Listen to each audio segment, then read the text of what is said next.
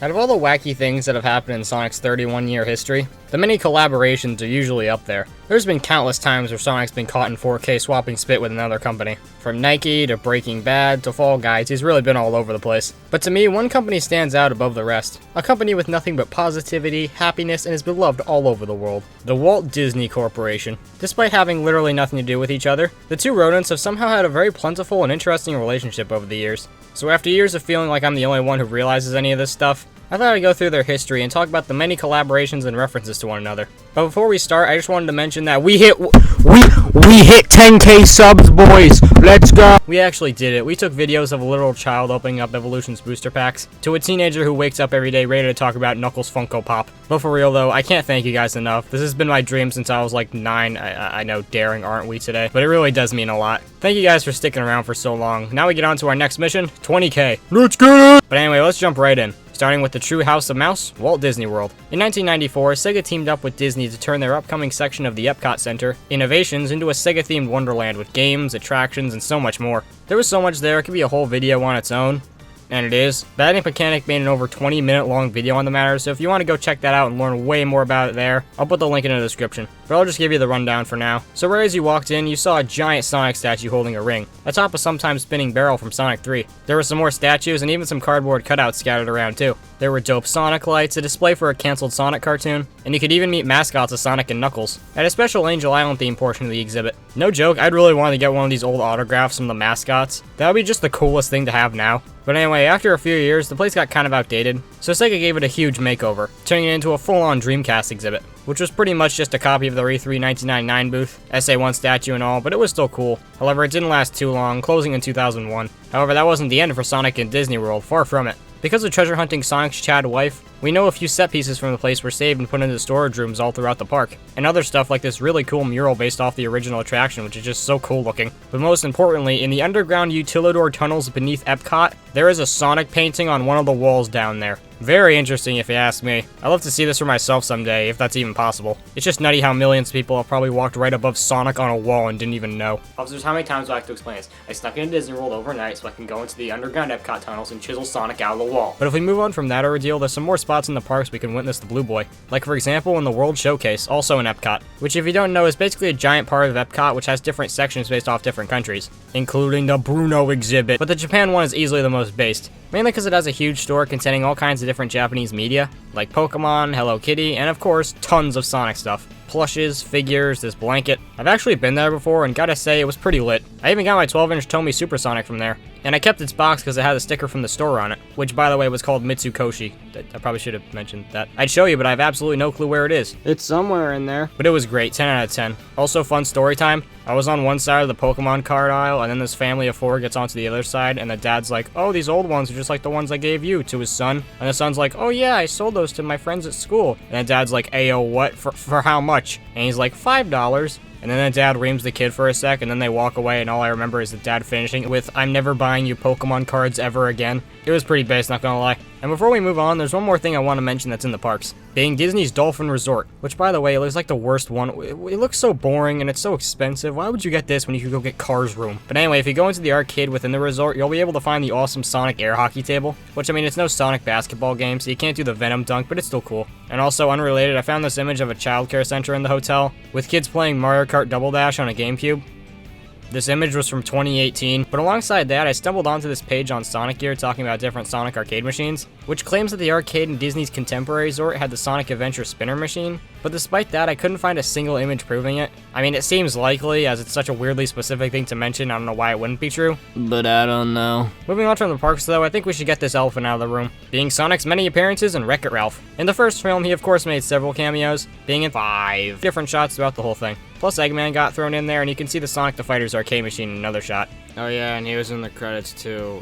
Moment. And in the second film, he had a much bigger presence with more speaking lines. Plus, if you think about it, if he never said the whole internet thing to Ralph, they would have probably never known where eBay is. So technically, it was a pretty integral piece of the plot of that film. Plus, he was in a book club, so top tier. And if you watch the Useless Facts videos, you would know that he was in another scene. It was storyboarded and had temporary voice lines, but never actually ended up getting made. But Sonic just looked absolutely extravagant here. But I'm not gonna bore you all here, since I'm pretty sure you all know this already. So moving on, let's go look at some more film cameos. Like, for example, in the Halloween classic, Hocus Pocus. In the scene where the three witches I saw at Spirit Halloween go trick-or-treating or something, one of the kids that walks by is dressed as Sunoco. I'm pretty sure the costume here was custom made for the film, since it doesn't look like anything I could find from the 90s. So there is a chance this thing's just been in some Disney warehouse somewhere and it's been there for nearly 30 years. I had to save him, he was rotting there. Then we get on to a more modern classic, being what else but Chip and Dale Rescue Rangers. With who else but Ugly Sonic, who is of course supposed to be the OG Sonic movie design, though if you look at him, he actually had a wee bit change from that design. Like, his eyes are more rounded, he's got darker fur, he's now a fat fuck, but our man here is definitely more Giga Chad than the OG Sonic could ever be. For one, our man's on Ugly Sonic Uglier Crimes, which let him save Chip and Dale's ass, and our boy's in the same universe as the man, the myth, the legend himself, our boy, Sweet Pete. And it seems like Disney really likes him, considering that he's apparently getting a Funko Pop soon, and somehow, how is that legal? And I could have sworn I remember seeing something that said that they wanted to make a sequel revolving around him or something, but I guess that was fake or something, because I can't find it anywhere. Plus, I mean, okay, how the hell did they not get sued for him? I don't understand. Oh yeah, and this guy had a Sonic hat on.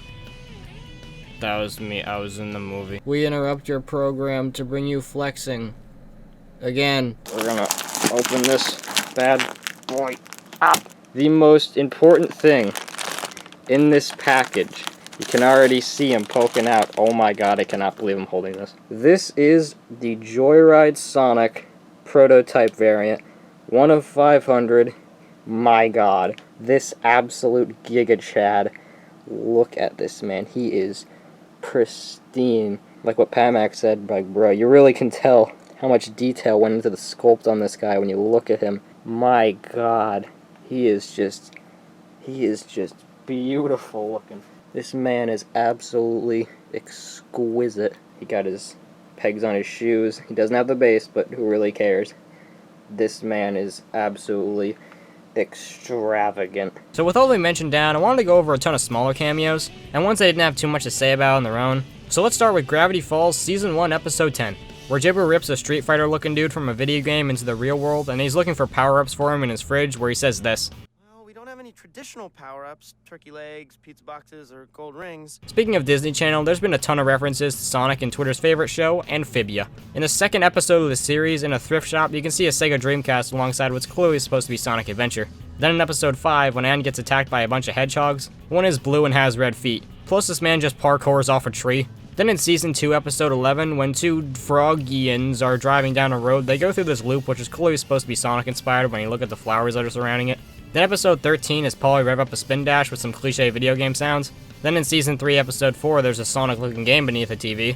Alongside was literally just Nights into Dreams. Then in Episode 6, there's this cutout at a movie theater for a film called Fast Rat, with the tagline, I require acceleration, which by the way is right next to a movie called Spider in Your Home, which is just great. And then finally in Episode 14, when EDP is chasing a child again, they run past a laboratory, which on one of the shelves in the back, you can see a blue hedgehog as well as an orange rodent with 2 tails. And now because of this, my recently watched on Disney Plus makes me laugh. Moving on from all those, there's a Sega Genesis game called Mickey Mania, where the credits contain a small reference, with 2 workers having Sonic nicknames, with Tony Sonic Parks and Phil Tails Snape. Okay, now here's the part where I was looking on the Sonic Wiki at different cameos and references, and I swear to God and his holy kingdom that I saw something that said in Wall-E the video game you can see Sonic's shoe poking out of a heap of trash, and I asked people, I looked to death, and I found absolutely nothing, and it's like, I'm pretty sure this is proof the Mandela effect is real. I was transported to another universe. And then he of course got Wreck-It Ralph's iconic appearance in Sonic and All-Stars Racing Transformed,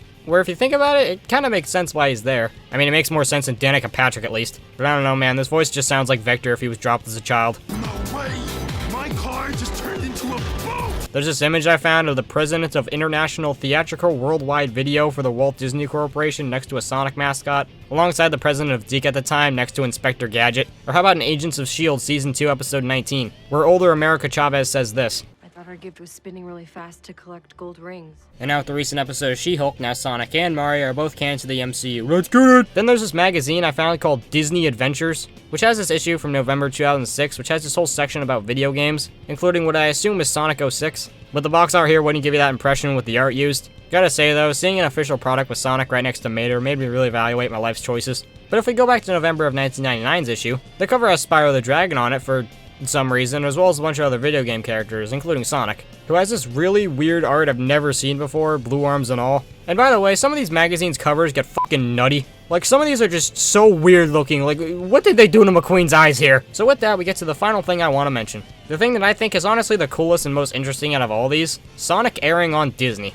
So to explain this, we're gonna have to go back to the year of 1993, where DiC and ABC joined a partnership for a new company with 95% of the stake going to ABC, while DiC took the other 5%. But more specifically, the CEO of DiC, Andy Hayward himself, took the 5%. And ABC would handle the international releases of their shows, while DiC was allowed to continue making shows independently. But this is what led to Sat AM airing primarily on ABC from 1993 to 95. However, in 1995, Disney bought out ABC, meaning that ABC and all of DiC's shows were now in the House of Mouse, which leads us to 1998, where Disney officially launched the Toon Disney Channel, which they thought, hey, we've got all these old cartoons from DiC, let's just use these, which led to the Adventures of Sonic the Hedgehog airing on the network. It ran reruns from 1998 to 2002, being very magical as you can assume. Though it should be mentioned in 2000, our boy Andy came back and bought DiC back from Disney like an absolute giga chad, so they became independent again, though they still have a very close relationship with Disney. You know, Adventures of Sabrina the Teenage Witch and all, but more importantly, this meant Sonic Underground, airing on Disney XD in 2012. Yeah, for some reason fucking Tom at the Disney office apparently leaned on the Air Sonic Underground on Disney XD 12 years after it aired button. This is just nutty to me. How the hell does stuff like this even happen? Like, out of all shows, friggin' Sonic Underground. Like, nah, not Adventures, not Saturday, nah, it's the one with fucking Manic. And that's a look at the weird relationship between Sonic and Michael Mouse. I have absolutely no clue what to take from this video besides it sure does. I mean, their relationship has been so damn consistent but weird over the past decades, I just had to talk about it. So I guess what we learned today is maybe all those memes comparing Will Smith Jr. to Sonic weren't all too off after all. But anyway, thank you guys for 10,000 subscribers. This means the absolute world to me. I could not tell you how much I've wanted this for so long. This is just amazing. I can't believe this is the timeline we're on, so thanks for that. But anyway, I guess subscribe right now or I'll hurl my Butters plush into your garage at 426 miles per hour. Yeah, I don't got an excuse for that one.